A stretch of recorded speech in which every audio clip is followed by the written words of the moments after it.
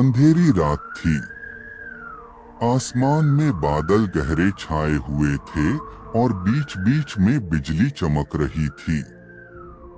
गांव के बाहर एक पुरानी हवेली थी जिसके बारे में कहा जाता था कि वहां अधूरी साधना का श्राप अब भी जिंदा है। बहुत साल पहले उस हवेली में एक तांत्रिक ने अपनी काली विद्या पूरी करने की कोशिश की थी, लेकिन उसकी साधना अधूरी रह गई और उसकी आत्मा वहीं बंध गई। गांव वाले उस हवेली का नाम तक लेने से डरते थे। कहते हैं जो भी वहां जाता है वापस जिंदा नहीं लौटता। 4 दोस्त अजय, विक्रम, सोनू और राधिका कॉलेज प्रोजेक्ट के लिए गांव आए थे। उन्हें गांव की कहानियों को रिकॉर्ड करना था। एक बूढ़े आदमी ने उन्हें चेतावनी दी थी कि हवेली के पास मत जाना, लेकिन दोस्तों ने सोचा ये सब अंधविश्वास है। रोमांच की तलाश में वो हवेली की तरफ निकल पड़े।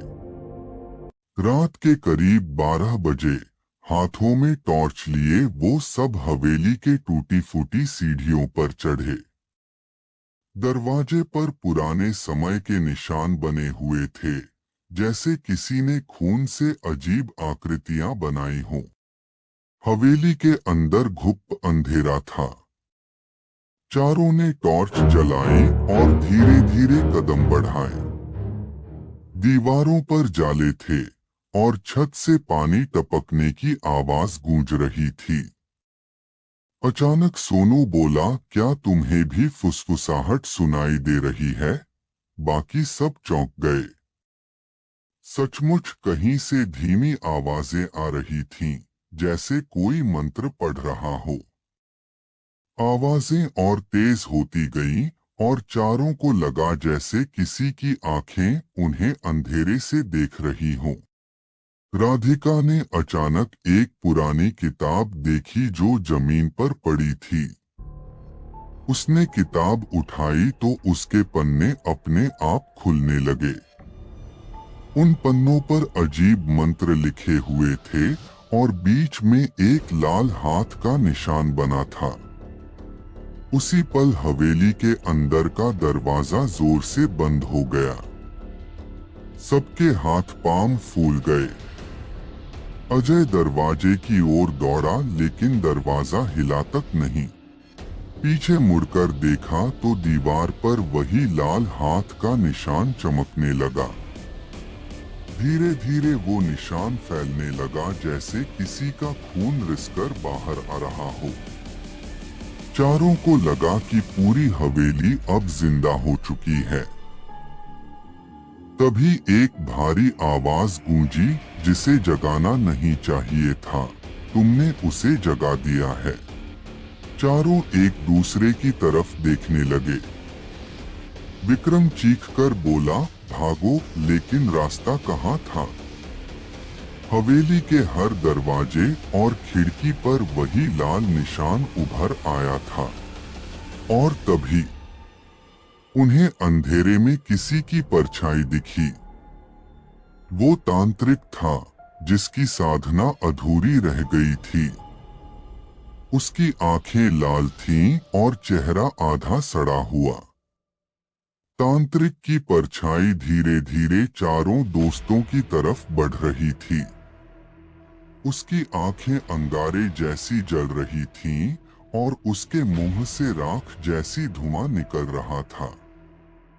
चारों दोस्त डर से कांपने लगे। विक्रम ने हिम्मत करके जोर से किताब को आग में फेंकना चाहा, लेकिन जैसे ही उसने हाथ उठाया, किताब अपने आप हवा में तैरने लगी और वापस उसके सामने आ गिरी।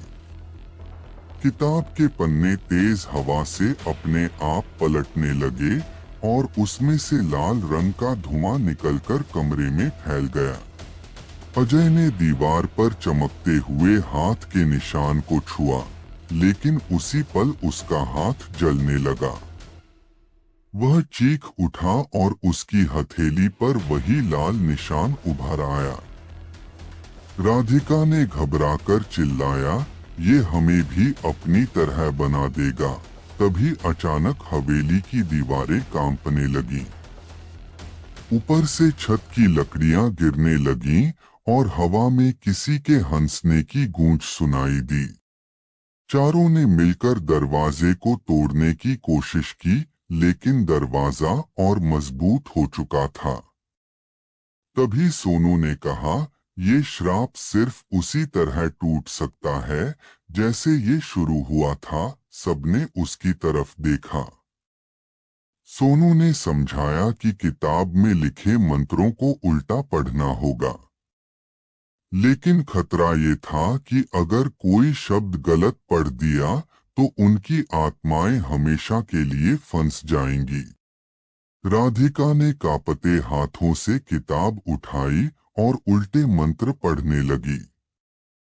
जैसे जैसे उसकी आवाज गूंजी, तांत्रिक और ज्यादा चीखने लगा। उसकी परछाई विकृत होकर दीवारों से चिपकने लगी। अचानक पूरा हवेली हिल गई। विक्रम और अजय ने राधिका को संभाला ताकि उसकी आवाज टूटे नहीं, लेकिन तभी तांत्रिक बिजली की तरह उनके सामने आ गया और उसने अजय का गला पकड़ लिया। अजय तड़पने लगा। उसकी आंखों में डर साफ था। राधिका ने पूरी ताकत से मंत्र पूरा पढ़ा। उसी पल हवेली की दीवारों पर बने लाल हाथ के निशान एक एक करके बुझने लगे। तांत्रिक की चीख हवेली में गूंज उठी। अजय जमीन पर गिर पड़ा, लेकिन वह जिंदा था। तांत्रिक की परछाई धीरे धीरे धुएं में बदलकर गायब हो गई। हवेली का दरवाजा अचानक खुल गया। चारों दोस्त बाहर भागे। बाहर आकर उन्होंने पीछे मुड़कर देखा तो हवेली शांत थी, जैसे वहां कभी कुछ हुआ ही नहीं। लेकिन जाते जाते अजय की हथेली पर बना लाल निशान अब भी जल रहा था। उसने डरकर कहा, ये खत्म नहीं हुआ। ये तो बस शुरुआत है। बाकी सबने उसकी तरफ देखा और सन्न रह गए। उनके चेहरों पर साफ था कि डर अब भी उनका पीछा कर रहा है। कहानी यहीं खत्म नहीं होती। हवेली का श्राप अब गांव के बाहर भी फैलने लगा है।